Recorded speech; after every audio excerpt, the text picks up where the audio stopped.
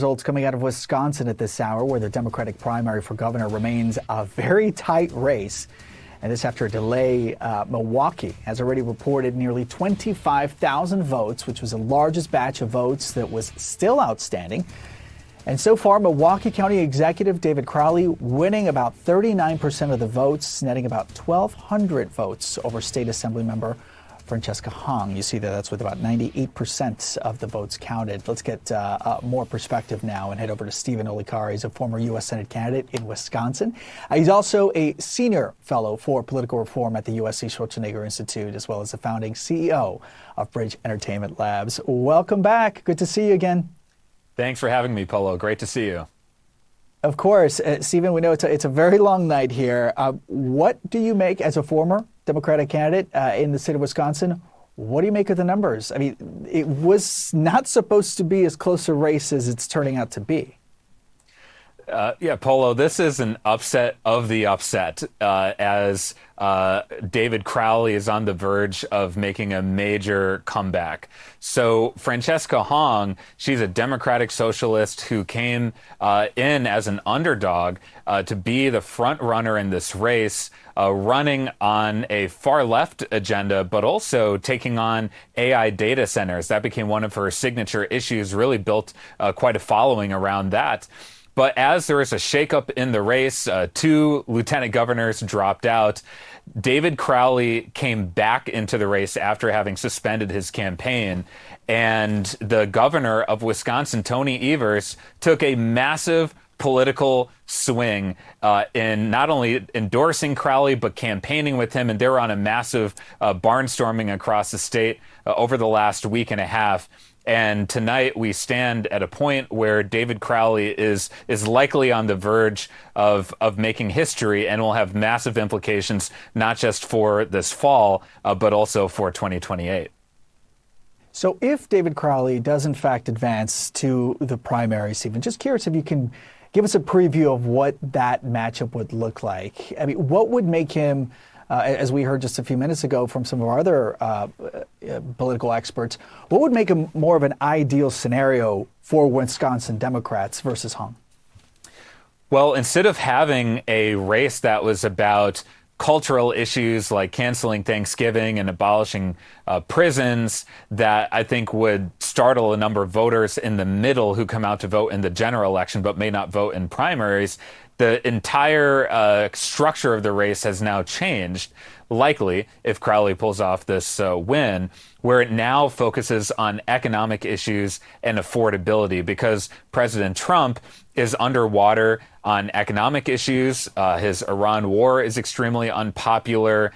The MAGA brand, according to the latest polling in Wisconsin, is about 15 to 20 points underwater. And so now this will be a little bit more of a referendum on the Trump administration, but also David Crowley being able to talk about his record as Milwaukee County executive. He has built a reputation as someone who's been able to reduce homelessness in the county. The Journal Sentinel has done a lot of reporting on that in the state. And so he's going to be able to talk about more of these pocketbook issues as to some of the more far-out cultural issues that would have been the case with Francesca Hong. So now this is just a massive political earthquake tonight, Polo, because the race for governor now has changed from being an advantage for the Republicans if Hong pulls it off to now likely an advantage for Democrats with David Crowley poised to win tonight. We haven't yet heard from David Crowley yet. We saw at his campaign headquarters essentially taking down the stage, potentially waiting for a few more hours when they have a better sense. What did you make, though, of Hong's statement when she addressed some of her supporters late Tuesday night? Well, first, the energy going into the room, this was at a music hall in Madison, Wisconsin, was just off the charts, just absolutely electric, because the Hong campaign was positioned to make history. There had never been a Democratic Socialist nominee for governor, and she really built a movement of young people and liberals across the state. But then people started to notice the race was changing and she wasn't pulling the numbers she needed to deliver in Madison, which is her home base. And so when she came out on stage, she didn't concede, but it sounded like a concession speech. She didn't have the energy of someone who felt like she was going to win. I think she was probably processing in real time this incredible turn of events. Now, David Crowley, he was waiting for the Milwaukee ballots to drop. There were some outstanding, about 28,000 outstanding absentee ballots. Those have now been processed and they've gone in Crowley's favor. But I think it was too late for him to do a speech. So look in the morning for him to deliver a speech. David Crowley is an extraordinary communicator, and so I encourage people to tune in because I think he will basically lay out his case for the general election, and then there will be a unity breakfast that actually is now turning into a brunch for Democrats to show that they're united as they go into the general election. Yeah, my colleague Alex, who I know you had some great conversations with in the last hour, put it best. And there's a lot we're going to be learning about him in the next few hours, especially once we get to hear from him. Stephen Olikara, thank you so much for staying up late for us and continuing with your analysis as we wait for a potential projection coming out of Wisconsin. Absolutely. My pleasure. Welcome to Wisconsin Politics, Polo. It's a little wild. I do love the great state of Wisconsin. Thanks again, Stephen. All right, the U.S. president says that Iran would, quote, get blown away if it tries to do something in the Strait of Hormuz. And this comes as Donald Trump insists that the U.S. still has total control over the critical waterway. Meanwhile, Trump administration officials say are warning of higher oil and gas prices into next year. And the latest shakeup in Iran's military leadership could be a sign that Tehran and Washington are far from striking a deal. Iran's supreme leader reportedly appointing 6 hardliners to top security positions this week. And we're learning new details about the covert operation to get President Donald Trump on a secret flight out of Turkey, with the New York Times now reporting that the U.S. had identified a threat of an Iranian assassination plot, which included a surface-to-air missile targeting Air Force One. And President Trump spoke about that secret plane swap on Tuesday night. Here's what he said on the tarmac. It's only up to Secret Service. I just follow what they'd like to do. So I go by Secret Service and the military. They wanted me to go on a different flight, a different plane, equal safety, but they wanted me to do it, so I do it. I do what they say. Well, I don't know. I think actually the plane that I flew on was at greater risk. I think it was at greater risk because that would be the plane I think that they would be more likely to go for. I don't worry about anything, to be honest. Whatever it is, you know my attitude, whatever. So how did this covert switch play out? Well, U.S. official tells CNN that after boarding Air Force One in front of the cameras that day, last month, President Trump secretly exited the aircraft via a catering truck and then rushed him into a smaller military plane for that first leg of the return home. You could see reporters at the rear of that aircraft boarding, not knowing that the president had been moved and unknowingly flying on a decoy plane. CNN's Kevin Liptak has more on what we know about this ruse and how it was pulled off. At 7:54 p.m., preparations get underway at the Ankara airport to execute the subterfuge. You can see in this video, airport catering trucks begin getting into position at the side of the blue and white Legacy Air Force One that Trump said he was using to return to Washington. At 8:24 p.m., Trump's motorcade arrives to the tarmac. As it speeds towards Air Force One, another smaller plane, a C-32A, is parked nearby. This shot is the best vantage of how the two planes are positioned on the tarmac. As the motorcade rounds the corner, you can see the two catering trucks at the side of the jumbo jet lifted up on hydraulics to doors on the right side of the plane. A few minutes later, Trump climbs the staircase and waves before entering his cabin. You can see the catering truck right there beneath the fuselage. At the back of the plane, reporters and staff line up to get on board. Once they're in their seats, the Secret Service tells them to keep their window shades down. Agents even come to the cabin, which faces out toward the smaller C-32A, to make sure all the shades are lowered. And this is when the shell game begins. A U.S. official says Trump was whisked off the plane and into a waiting catering truck. At 8:28 p.m., you can see a man in a suit climbing into the truck's cab. The container is lowered and the truck pulls out a minute later. The truck drives away from the bigger plane across the tarmac and pulls up to the C-32A. By zooming in, you can see it right there behind the engines. A person in a suit steps out of the cab, walks to the stairs, and gets on board.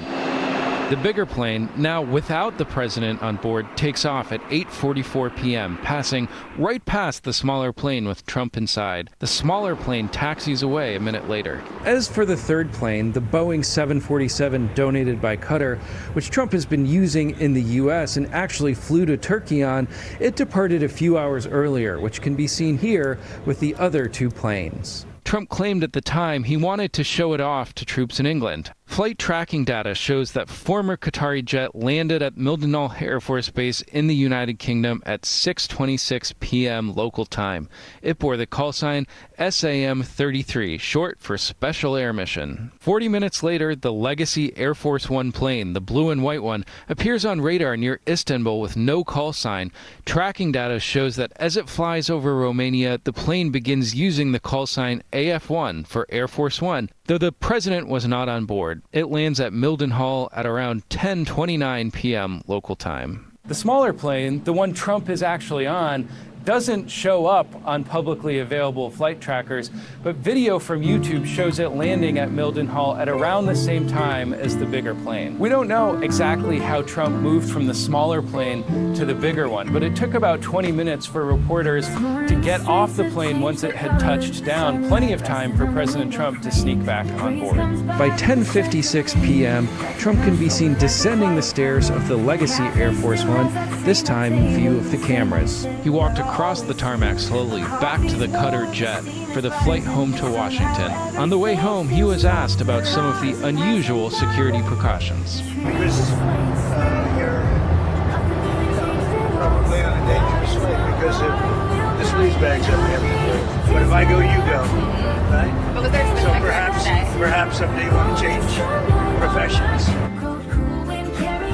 Mr. Secretary, did you put Americans at risk by asking a flying Air Force One planes on this trip? How persistent is our current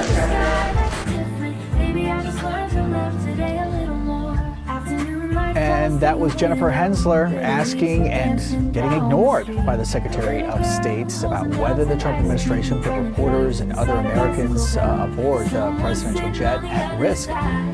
Since revelation, the White House Correspondents Association is pressing the administration to establish protocols for handling such security issues in the future. Now to a former U.S. Marine that's been held in Russia is now back on American soil. That's where he will be receiving medical care. Robert Gilman was released from detention on Tuesday after warnings that he had suffered torture and was near death. He had been detained since 2022 and disputing those charges. Today's Jennifer Hensler with more. U.S. Marine veteran Robert Gilman was released from Russian detention on Tuesday after more than 4.5 years after mounting concerns around his health. Gilman was released on humanitarian grounds, according to both U.S. officials and a Russian official. The U.S. official said nothing was exchanged or given to secure Gilman's release. Now, President Donald Trump said in a post on Truth Social that he had spoken with Russian President Vladimir Putin about the matter, and Putin had agreed to free him. Trump also said that he spoke with Gilman on his way back to the United States and that Gilman had, quote, one request, a really great cheeseburger when he landed back in the U.S. Now, his ability to speak with the president was a promising initial sign given the massive concerns around his health. However, a picture posted by both Trump and Secretary of State Marco Rubio showed Gilman as incredibly gaunt, and a source told CNN that he was non-ambulatory, meaning that he wasn't able to necessarily stand up or walk on his own. After arriving back in the U.S., Gilman is expected to be treated at a military hospital in Texas, where his family will also meet him. There have been mounting concerns around Gilman's health, especially in recent weeks. An advocate for the family told CNN that he was subjected to psychological and physical torture while he was detained in Russia, and that more than 6 weeks ago he had slipped into a dissociative stupor. His family was concerned that they might not ever see him alive. Gilman's sister, Lexi Hudson, said in a statement on Tuesday that she was incredibly grateful that her brother was on his way back to the United States. Her statement said in part, quote, "There is no other reason that Robert is alive today other than that President Trump heard about the case and took action." She also thanked Senator Ed Markey for his work on those case. Jennifer Hansler, CNN, the State Department. And we do continue to follow election results coming out of Wisconsin at this hour, where the Democratic primary for governor is perhaps, it could be, getting closer to a projection. We're going to have much more in a moment. Stay with us. You're watching CNN Newsroom.